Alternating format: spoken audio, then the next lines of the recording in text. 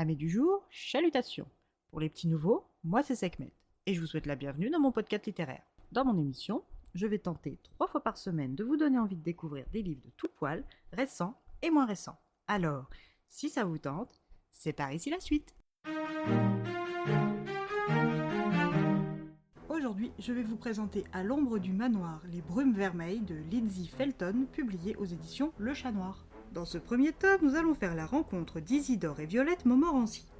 Quand nous les rencontrons, ils sont tout juste fiancés et attendent des jumeaux. Pour mettre sa famille à l'aise, Isidore a acheté une grande propriété à la campagne, proche de la manufacture familiale dont il va hériter. Violette, qui doit quitter son meublé parisien qu'elle aime, ainsi que sa carrière de pianiste, est beaucoup moins enthousiaste que son fiancé, mais c'est qu'en l'état actuel, tout est amené à changer et que des concessions vont devoir être faites. Ces sacrifices sont malgré tout durs pour elle, car, partie de rien, elle a travaillé dur pour obtenir une bourse, lui ouvrant les portes des cours auprès des meilleurs professeurs et chefs d'orchestre du pays, lui permettant ensuite de se produire dans des salles prestigieuses telles que l'Opéra Garnier, le Saint Graal pour un musicien. Sa rencontre avec Isidore a fait chavirer son cœur de midinette, éternelle adolescente romantique qu'elle était. 3 mois auront suffi pour chambouler définitivement et radicalement sa vie d'artiste et lui faire quitter Paris, ses rêves, ses ambitions, son appartement pour une villa avec piscine. Dans le SUV de luxe de son futur mari, Violette regarde docilement la route défiler jusqu'à croiser, en haut d'une butte, un manoir. Quand elle le voit, tout son être sait que ce magnifique domaine l'appelle.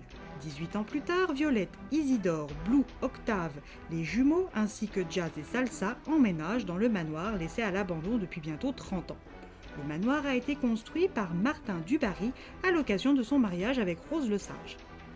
Les Dubarry étaient des industriels qui faisaient fortune dans le tabac depuis plusieurs générations déjà. Le couple Dubarry a vécu de manière discrète et seul l'un de leurs fils, Charles Dubarry, a fait des vagues.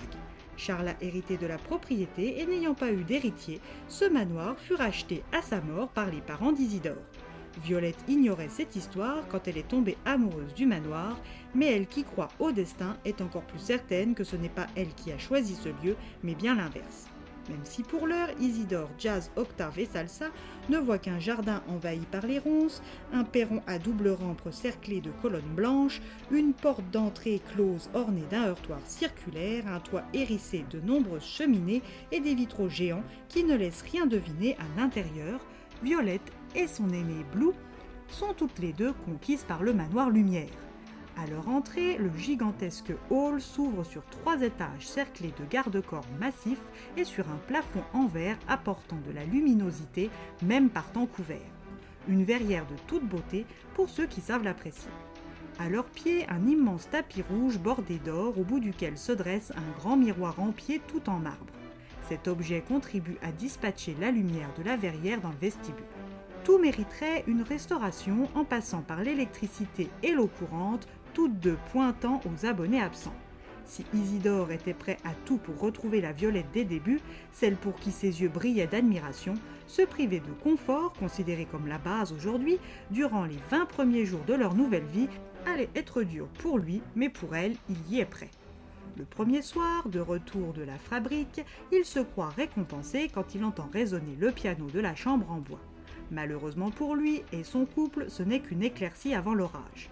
De leur côté, les jumeaux s'apprêtent à fêter leurs 18 ans, et si Octave est un fêtard accompli, Blue est plus réservée et studieuse.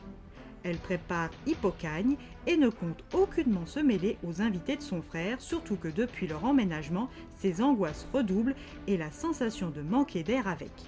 Blue est d'une nature solitaire et croit plus facilement au surnaturel que son jumeau, qui tente, comme toujours, de l'apaiser.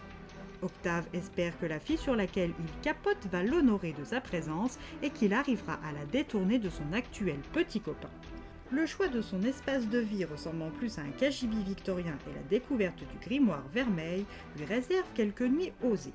Jazz, qui est le farceur irréductible de la famille, subit depuis son emménagement dans la chambre bleue des revers de chance.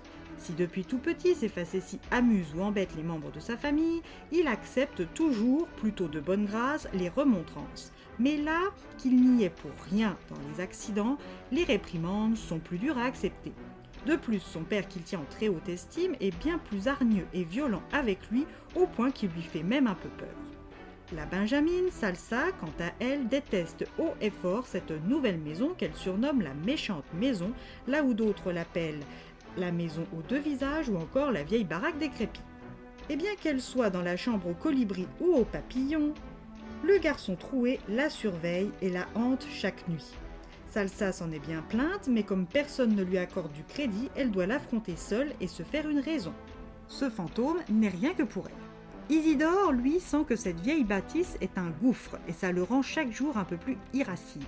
Son aigreur se tourne de plus en plus vers son cadet Jazz, à qui il risquerait de faire du mal s'il ne se contrôle pas beaucoup plus. Violette est comme depuis 18 ans dans son monde, imbibée d'alcool de plus en plus fort et de plus en plus tôt. Mais le sentiment d'appartenance qu'elle ressent entre les murs du manoir Lumière est tel qu'elle sait qu'elle pourrait tout abandonner pour lui, même ses précieux enfants et son mari. Le manoir porte en son sein une pièce mystérieusement fermée, impossible à ouvrir et d'où s'échappe une odeur viciée. Cette pièce serait-elle la clé de tous les événements paranormaux qui touchent les Montmorency depuis leur arrivée ? Sont-ils en sécurité au manoir ? En ressortiront-ils tous vivants ? À vous de prendre votre courage à deux mains et de franchir l'imposante porte d'entrée pour le découvrir.